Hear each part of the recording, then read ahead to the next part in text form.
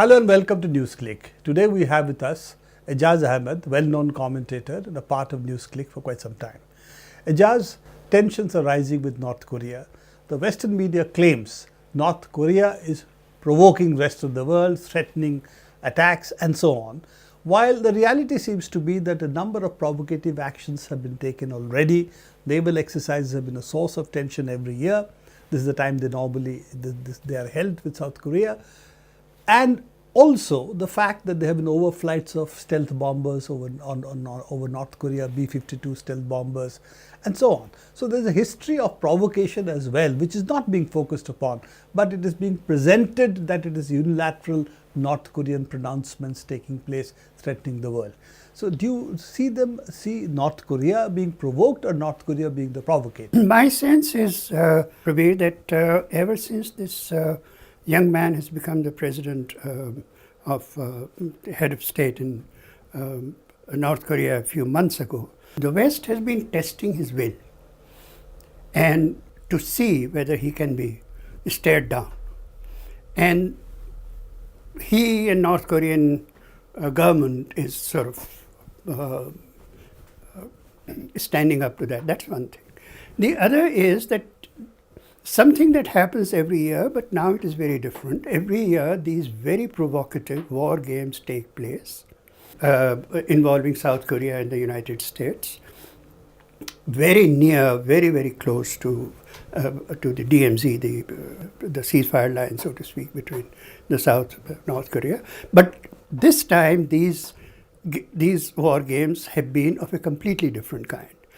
And before that, there were war games involving South Korea, United States, and Australia. And those games were the first to simulate an attack on North Korea. Now, these new games have done it on a much bigger scale. These are simulating a kind of attack in which even tactical nuclear weapons may be used, in which North Korea may be occupied by the US and so on and so forth, and that is part of what you're referring to in terms of the stealth bombers and so on. So there's a very distinct escalation at the level at which the Americans are posing this threat.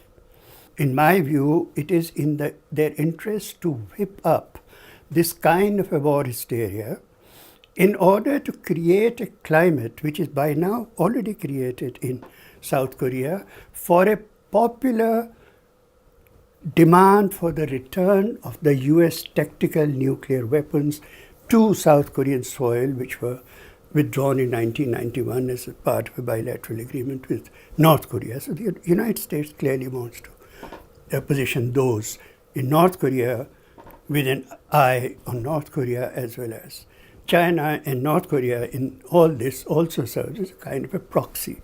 You say North Korea in the name of containing North Korea, you do all kinds of positioning, which is a part of the containment of North Korea.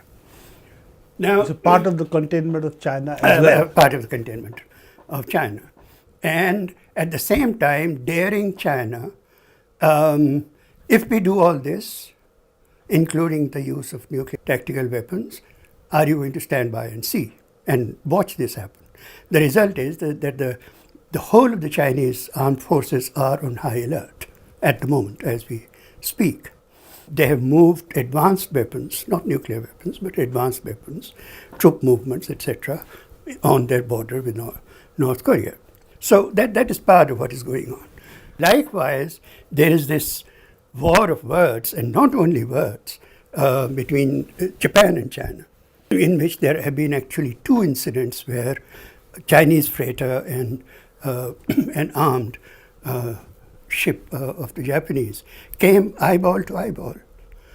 Both had the sense to back off, but there have been two such incidents with them. This new, very highly nationalist, militarist prime minister that is taken over in Japan is again talking about scrapping the constitution, building nuclear power for Japan and so on. So, in which again North Korea becomes the bogey. And now North Korea says, if something like this happens to us, we will retaliate and we'll do this, that, and the other. Now, what happens in Western media is that the first half of the sentence is dropped. If this happens.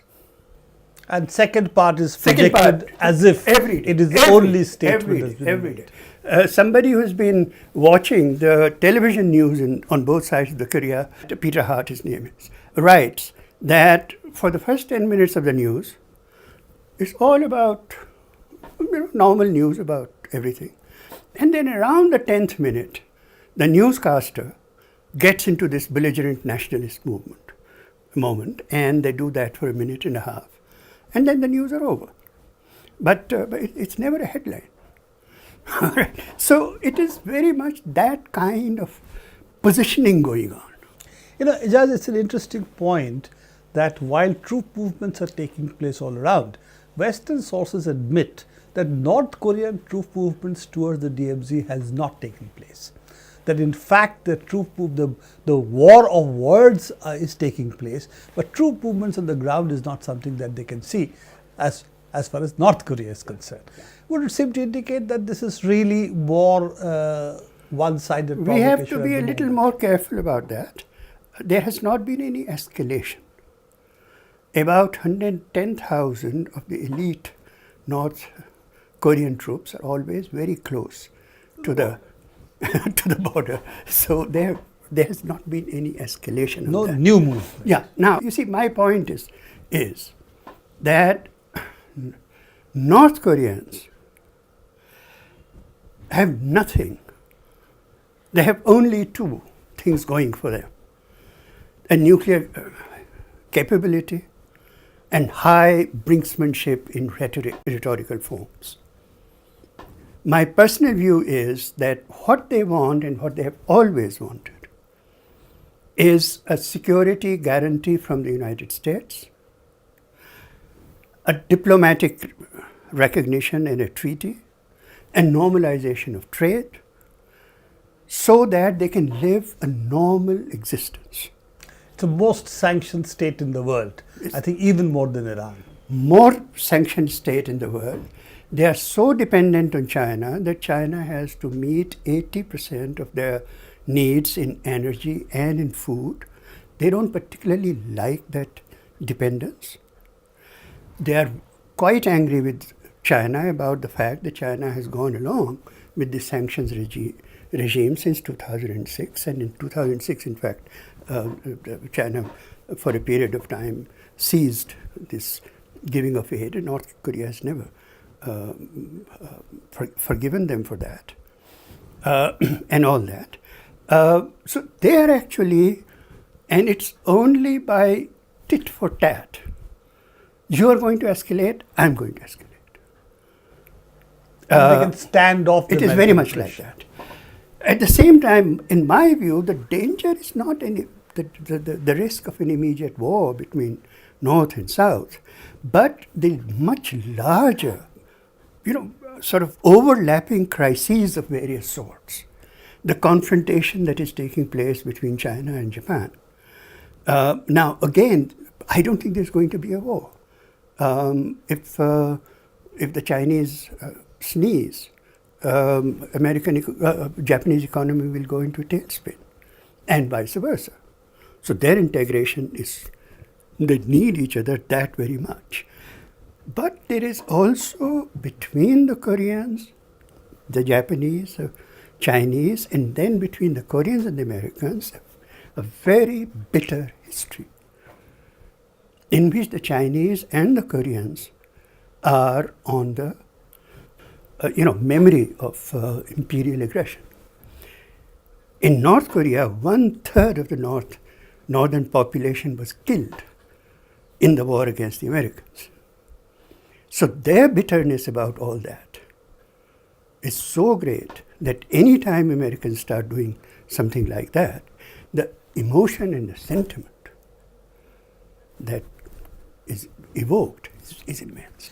The other part of the picture is really that the United States, with its pivot to Asia, pivot to the East, really wants to build up a whole set of military alliances stretching from Japan, Australia, enveloping Southeast Asia, also fomenting tension, trying to intervene in the Spratly Islands, Parcel Islands, the continuing tension that exists already between Vietnam, China, Indonesia, China, Philippines, and so on. So there is also this war, this area that United States really wants to build up its military capabilities, military forces, and it's a long-term part of containment of China.